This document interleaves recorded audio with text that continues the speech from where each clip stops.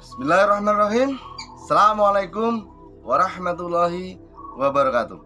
Salam Kongmania, salam sejahtera untuk kita semua. Oke teman, sahabatku yang saya hormati, syukur alhamdulillah. Semoga doa saya di pagi ini, sahabat-sahabatku, teman-temanku semuanya diberi kesehatan, kelancaran dalam mencari rezeki, berkah untuk keluarga.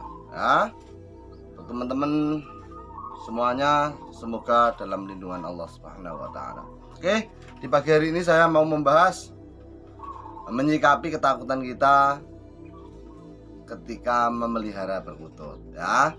Ini sering terjadi kepada teman-teman yang mungkin perkututnya katanya mempunyai daya magic, ataupun kututnya mempunyai kodam, ataupun istilahnya brioni yang tinggi itu.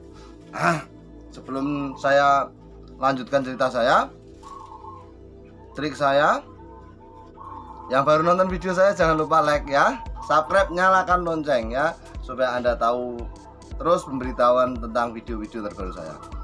Sebelum saya mau memberi tip ini, tip cara menetralkan rasa ketakutan kita terhadap perkutut yang kita pelihara, saya mau bercerita dulu ya. Ini cerita dari teman saya, sahabat saya, mondok bersama saya di pesantren saya dulu. Nah, dia itu sowan ke Pak Yai. Nah, terus setelah sowan cerita ke saya. Nah, dia dalam percakapannya seperti ini. Ini saya langsung bahasa Indonesianya ya. Kalau nanti dalam bahasa Jawa detail, baru bahasa Indonesia kelamaan. Gini ceritanya. Ya, sowan itu dia ditanya oleh Pak Yai. Maaf, di tempat pondok pesantren saya itu kalau memanggil santri ya, Pak Yai memanggil santri ataupun orang desa memanggil santri itu dengan sebutan Pak ya. Jadi Pak santri, bukan Kang ataupun Cak ya seperti pondok lainnya, tetapi di pondok saya itu panggilnya Pak. Karena apa? Yang mondok sudah tua-tua. Meskipun banyak yang masih muda. Oke, lanjut. Ketika ada sowan itu ditanya begini, Pak, kamu pelihara burung? Nah, teman saya ini sukanya burung perkutut memang, karena dia perawatnya simpel kan. Pak, kamu pelihara burung? Dia jawab, tidak Pak Yai. Pelihara toh? Teman saya menjawab, saya itu sering pelihara Pak, tapi mati terus. Gitu. Saya itu sering pelihara tapi mati terus. Matinya ya kenapa? Matinya sebenarnya juga saya rawat dengan baik-baik, minumnya juga ada, makannya ada, ya dipanasin apalah, pokoknya dirawat lah. Tapi ya mati terus juga. Pak Yai bilang lagi, mati pelihara lagi. Loh, kalau nanti mati lagi Pak, pelihara lagi. Intinya disuruh pelihara burung. Nah, terus dia tanya, kenapa Pak Yai? Karena burung itu seperti hamba kita ya. Burung itu seperti pembantu kita ataupun budak kita kasarnya. Jadi dia itu peliharaan kita ya, yang lebih dimuliakan lah. Baik, burung itu peliharaan kita. Ketika doronya, kitanya yang pelihara ini punya masalah, maka dia akan merasa ya, dia akan kontak batin dengan kita, dan dia pun tidak tega kalau kita itu kena bahaya. Di sini. Jadi sebelum saya cerita tipsnya, saya ceritakan kisah-kisah nanti buat referensi teman-teman, perbandingan antara trik saya dengan cerita saya. Ya, ini seperti itu. Jadi pelihara burung saja ya. Burung itu seperti hambamu, seperti pembantumu ya. Maka dia tidak akan rela kalau majikannya kena bahaya.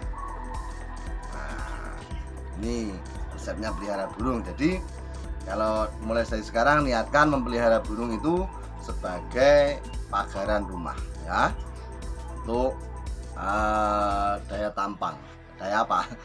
Daya tolak balak gitu. Semuanya, mungkin semuanya. Pak Yai tidak menyebutkan satu persatu secara detail, intinya pelihara burung ya. Pak, bukannya itu musyrik.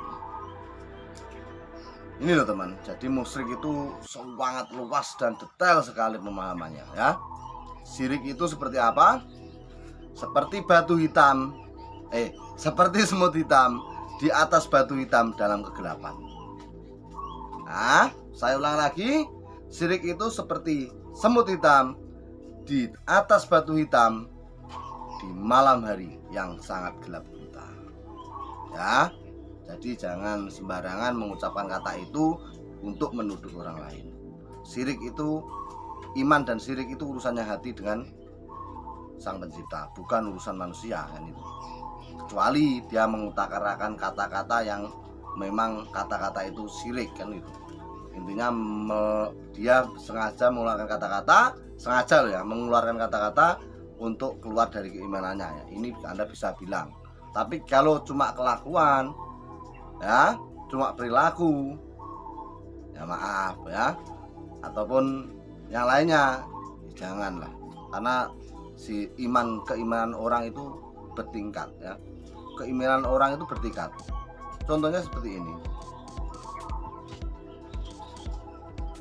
maksiatnya minum arak seorang kiai dengan seorang jalanan itu beda ya. Saya ulangi, maksiatnya minum arak, barang yang berbahaya, barang yang mendemi, barang yang memabukkan. Orang yang preman di tengah jalan sama kiai yang di masjid itu mabuknya beda, dosanya beda. Karena apa? Tingkat keimanannya beda. Nah, makanya kalau kita bukan kiai jangan sekali-kali mengoreksi kiai. Paham ya? Sekarang orang wongnya kayak timik-timik belajar alif bata sudah mengoreksi kiai. Rasa hormatnya nggak ada ya. Kiai ya biar dikoreksi kiai, kita orang jalanan yang ngoreksi orang jalanan kayak gitu. Ya, kembali lagi malah bahas keimanan. Jadi saya ulang lagi, niatkan memelihara burung itu sebagai pagaran rumah ya. Jadi biar kita merawatnya dengan sungguh-sungguh, dengan baik-baik. Karena apa? Karena dia juga bagian dari keluarga kita ya. Nah, dari cerita singkat ini ya, mungkin Anda bisa ambil kesimpulan. Ketika Anda memelihara kutut yang Anda beli ataupun dikasih orang yang mungkin berkutam jelek ataupun yang lainnya buruk, ketika Anda diberi dan Anda punya rasa dengan perkutut tersebut, maka Anda harus punya keyakinan bahwa Anda itu majikan dia ya, bahwa Anda akan memeliharanya dengan baik-baik. Ataupun ketika Anda mau beli perkutut katuranggan ya, ini sering saya ucapkan ketika di video yang lalu, Anda mau beli perkutut kantong semar di tempat si A, sampai di sana perkutut yang Anda maksud dibeli orang. Nah, ini kalau pesen saya ya, pesen saya dipakai monggo, enggak yang masalah. Jangan sampai mengambil katuranggan apapun selain yang Anda tuju. Misalnya Anda sampai sana, kantong semar yang Anda tuju nggak ada, lantas Anda malah mengambil, daripada pulang nganggur saya bawa apalah gitu. Ini menurut saya pribadi, dengan pengalaman yang saya jalani, mending nggak usah ambil ya, mending nggak usah ambil. Lebih baik pulang tangan kosong. Kalau saya loh ya, lebih baik pulang tangan kosong. Nah, lanjut, triknya seperti itu tadi ya. Jadi ketika Anda itu mendapatkan burung perkutut yang dikasih orang ataupun membeli katuranggan, Anda satu keyakinannya, Anda adalah majikan ya, Anda adalah ndoro dari perkutut tersebut. Ketika Anda beri keyakinan seperti itu, Anda harus berpikir Anda lebih bisa memuliakan dia dalam keluarga kita ya. Kita pelihara dengan baik-baik, kita rawat dengan baik-baik, insya Allah semuanya akan baik-baik saja ya. Dulu itu saya pernah ya, ini cerita lagi untuk menguatkan keyakinan Anda. Saya dulu itu pernah diberi azimat sebesar gini ya, sebesar gini. itu diperoleh dari Jember sana. Nah, itu dikasih orang ngasih ke saya. Tetapi sangat berat pagerannya itu ketika memegang jimat itu kan. Ketika memegang jimat itu kita pagaran awak. Jadi ketika saya memegang benda itu, saya harus melafadzkan, mewiridkan sesuatu yang tidak sedikit. Apa saja? Dalam sehari itu saya harus memperbanyak membaca syahadatain. Jadi membaca syahadat itu sebanyak mungkin. Membaca sholawat 1000 kali. Nah, karena sangat kuat energinya sangat kuat. Benar, saya pernah praktekkan. Yang ketiga, Qalbu Surat Yusuf, Yasin, Waqiah, dan Muluk kalau nggak salah itu. Banyak. Nah, itu saya sekitar umur 18-19 tahun. Ya, 18 sampai 19 tahun. Kalau kurang lebih seperti itu. Pokoknya sekitar 20-an tahun ya. Sekitar 20-an tahun.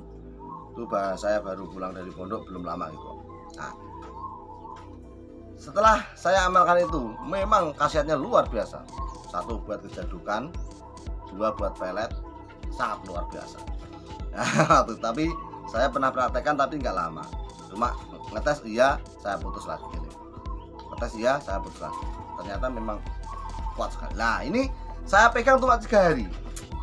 Saya heran, bener heran kalau sampai sekarang pun heran. Seingat saya itu saya tidak pernah jalan sampai jongkok gini enggak pernah. Nah, barang itu saya kasih taruh di saku saya. Saya kasih saku, saya jalan bersama orang banyak juga. Kan nggak ketara, cuma segini dikasih. Sampai di tempat itu saya tempel, saya lihat nggak ada. Nah, saya tanyakan ke pemilik, saya suruh diselidiki kemana barang itu. Ternyata barang itu tidak kerasan ikut saya ya. Barang itu tidak nyaman ikut saya. Akhirnya kembali ke ketuanya. Nah, seperti halnya perkutut yang kita pelihara, ketika perkutut tersebut nanti tidak cocok dengan kita akan mendapat kode. Nah, ketika kita mendapat kode, ya mohonlah dikembalikan ya, karena dia barang hidup, tidak seperti azimat yang bisa pulang sendiri kan itu. Dia barang hidup, kodenya seperti apa kita turutin ya, daripada dia nanti malah membawa hal negatif ke keluarga kita ya.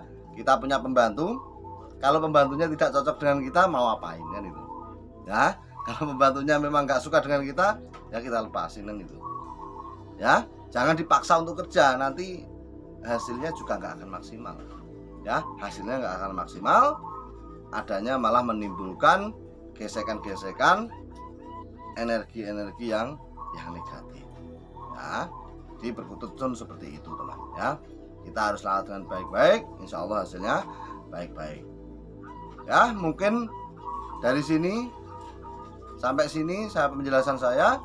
Apabila ada kurangnya bagaimana, monggo sharing di bawah, komen-komen, kita diskusi bersama ya. Diskusi bersama demi kemajuan kearifan perkutut lokal Indonesia ya. Jadi pesan saya untuk teman-teman, tetap semangat, tetap pelihara budaya kita, jangan sampai tergerus oleh zaman ya. Kuatnya budaya kita akan menunjukkan kuatnya negara kita. Salam dari Han PF Ngawi. Ngungkutut, sopoe patut.